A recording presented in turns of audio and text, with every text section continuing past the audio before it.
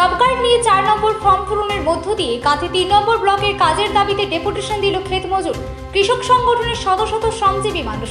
নেতৃত্ব দেন ক্ষেত মজুর সংগঠনের জেলা নেতা হিমাংশু দাস, আজিজ প্রামাণিক, শ্রমিক কৃষক ও গণ আন্দোলনের নেতা পিনাকি দাস, কালীপদ সিট, হিমাংশু পান্ডা, প্রতাপ দাস, আশিস পন্ডা, কেশবপতি, আবুল আলী সহ নেতৃত্বগণ।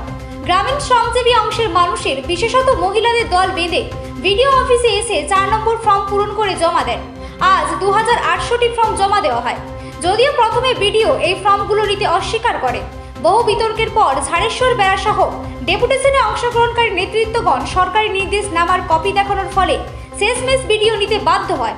দুপুরের চড়া রোদ্দুরে বিভৎস গরমের মধ্য দিয়ে বিশাল মিছিল করে শ্রমজীবী অংশের মানুষের কাজের দাবি এছাড়াও এলাকার বিভিন্ন দাবি দেওয়া নিয়ে ভিডিও অফিসে জমায়েতে অংশ নেন।